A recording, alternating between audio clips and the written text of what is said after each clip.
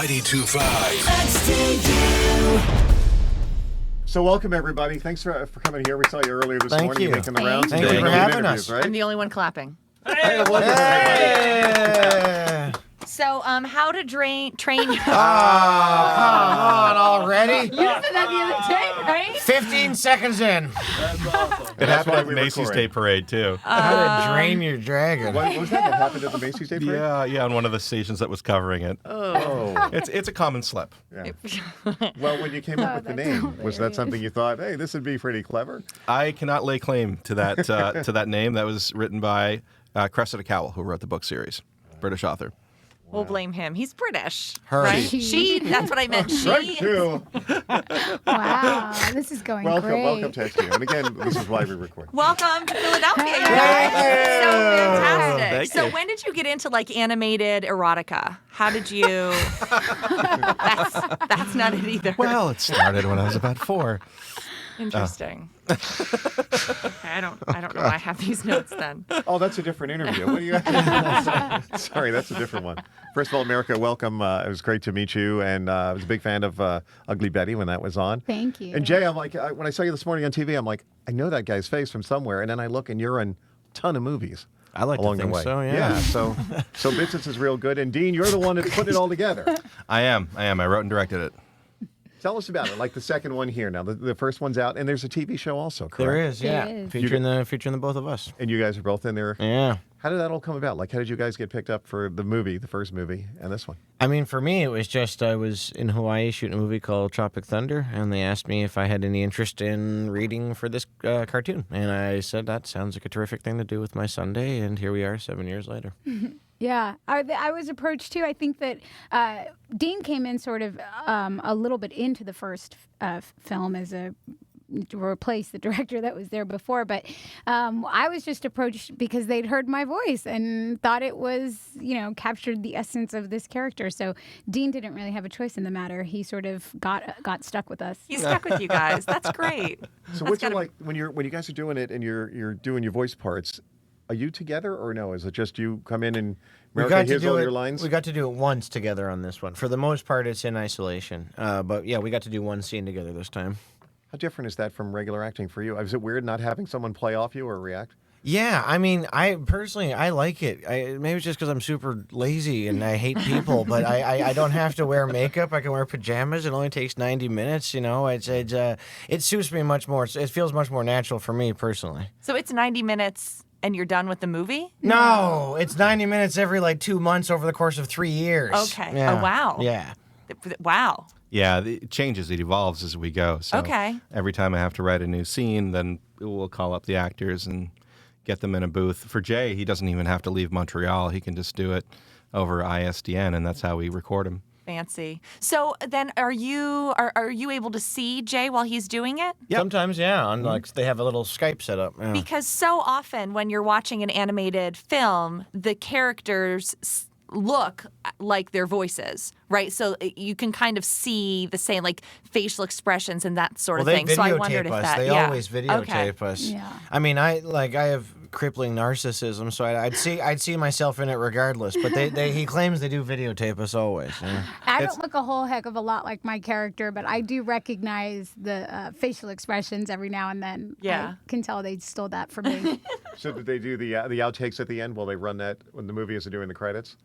No, it's a children's movie, and clearly we can't run those. I don't mean all those. I mean, there's got to be certain cuts. Not Jay. We'd not when love Jay's to, in the but room. you have to think about it as feature animation, whether it's at DreamWorks or Disney or Pixar. It's over $1 million a minute. So even if you're doing outtakes, they're very expensive. Oh my God. Usually Is that we've really? sapped I the didn't know budget that. by the time Damn. we've gotten I to didn't the know that end. either. Yeah. Wow. Whoa. Expensive stuff you're talking about at that point. Wow. Is this why you can't use small children then? Because you said it takes 3 years.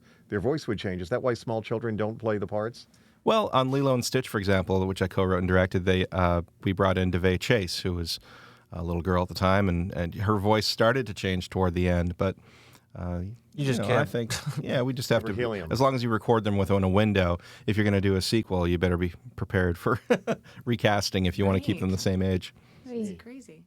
So when you're also, acting out the voices, are you standing? Are you sitting? Tell us what the atmosphere is like. Are you moving around at all? Yeah, I mean, anytime there's sort of, you have to do sort of riding of dragons or climbing mountains or falling, it's hard to do that without pantomiming.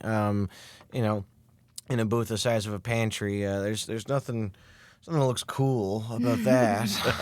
Yeah, I would say every session there's a good 15 minutes reserved for warrior yells and, hooping and hollering, and you got to move around when you're doing that stuff. So Right. we look pretty silly. So I would imagine then in those situations, it's comforting when you're in the room by yourself and no one's really, even though the camera's on you, like you can kind of let loose a little more than maybe if people definitely. are watching, you're feeling a little more inhibited to do those weird things. Yeah, no, it is a sort of softer place to fall, if you will. But unfortunately, that footage exists, and we'll see the light of day at some point. Where's the movie done? Was it done in Canada? Is it? No, it's DreamWorks Studios in Glendale, California, and that's where we primarily make the film. We'll travel sometimes. If America's in New York City, we'll travel there. But we have a very international cast. Yeah. We went right? to Australia to record Kate, right? Exactly. Kate Blanchett's in Sydney most of the time, and sometimes we have to travel to London or wherever. Fortunately, our actors are very popular and they're very busy, but that means a lot of logistics for us. Yeah. You have lots of big names in this movie too, don't Yeah. you? Absolutely, yeah. We've got a great cast. Not only the cast from the first one, but we also added to that Kate Blanchett, who plays Valka, Hiccup's mother, and Kit Harington, who plays Eret, son of Eret, who's a dragon trapper.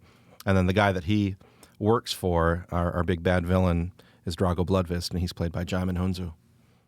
Pretty Very cool. cool. Yeah. So the traveling part, that has to be cool at some point, right? When you have to like find all these, Oh, absolutely, yeah. actors and get to record them and stuff. So that could be a perk to your job. Oh, definitely. Yeah. I love it. Anything that breaks the pace. I like to get away from the studio and just, it gives you a little perspective. And it's so much fun to work with the actors because they completely embody their characters. There's such authorities on them. So I'll write something that lobs it into the area, and then they'll often rewrite the dialogue on the spot and come up with something that sounds a lot more akin to how that particular character would talk. Right. That's neat, especially, I guess, when you're working on a sequel. Like, you guys really own those characters then, don't you? Yeah, and we both have been recording the voices on the TV show. The TV show in between. So it's been 7 straight years of both Just of living us in these characters, yeah. recording these characters. So we like to think we know them by now. Yeah. Whether or not we do is purely up to him, but we certainly feel like The boss. we do, yeah. Well, you're married. Do you have children yet, or no? No children, nieces and nephews that are finally old enough to enjoy realize it. it's you? I don't know if they realize it's me, but they're old enough to enjoy it now, which is really exciting for me. It's the most exciting thing to get to watch, to be a part of something that's going to be so meaningful and impactful in a young person's life, and you just see them feeling things they'd never felt before, riding on the back of a dragon in 3D, and just to know that that's always going to be such a big part of their memory, and that I got to be a small part of that. It's really the coolest thing I've gotten to be a part of.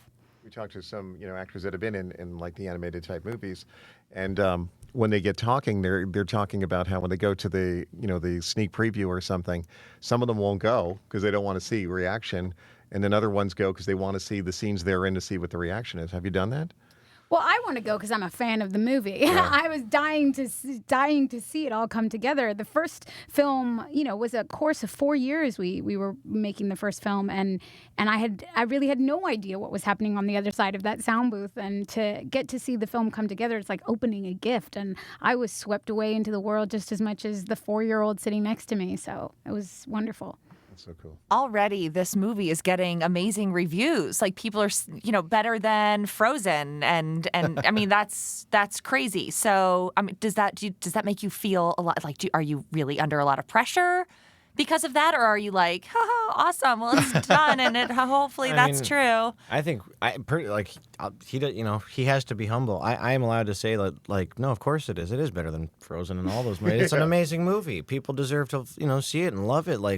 There's 400 people worked incredibly hard on this thing over the course of 3 years, and we're just super happy for the world to see it. It's going to be as good a movie as you could possibly see. It's one of those you're not afraid to hype up because It's worth if you don't love this movie, there's something wrong with you. You don't have a soul or something. But it's just such a wonderful We know people like that, by the way. Yeah. Yeah, we all do. They work in radio. And you're already working on a third. I am part of the, I wouldn't say the condition, but my pitch on this second one when they decided they wanted to do a sequel was that it be the middle of a trilogy, middle act of a 3-act story. So there is another coming, and I'm working on it now. As soon as I take a little break, I'll get into the script, and we'll be back in the booth recording with these two as soon as possible. How do you do that? Like, how do you come up with ideas? You're like, okay, well, we've done this in the first one, and oh my God, we've done this in the second one. Now we got to do a third. I was a kid who loved movies and comic books, and so I spent a lot of time dreaming up my own. And now that I get to do that for a living, it's the joy of it to sit down and say, okay, what would I pay to see? Yeah. And just stringing together visuals and ideas that may have nothing to do with each other in the beginning until a story starts to take shape. Well, and it's a fantasy, right? I mean, it's dragons. You can do anything in these movies. Animated, right? Sky's the limit. Yeah. I think the That's best cool. animated movies are the ones that play on a certain wish fulfillment you had as a kid. And Pixar's been really great at that, just bringing toys to life or the world of bugs or fish or monsters in your closet. And I think dragons are one of those. They have, I think every kid dreamed about dragons because we know that the dinosaurs existed and some of them were even winged. But the idea that these fire-breathing creatures roamed the earth at one point and that you could befriend one and fly on one, it's magic. Yeah, because when I was a kid, anytime you saw a picture of a dragon, it was, scary and horrible. And now it's a fun little thing. Yeah. Toys will be out just in time for Christmas.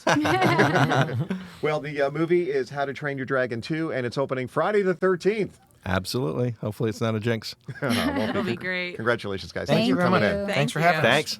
Hey, we're Doc and Andy, and we want to thank you. Thank you so much for watching this video. Wasn't that awesome? It was so awesome, right? My favorite video, that one right there. And if you liked it, then make sure that you subscribe to our YouTube channel.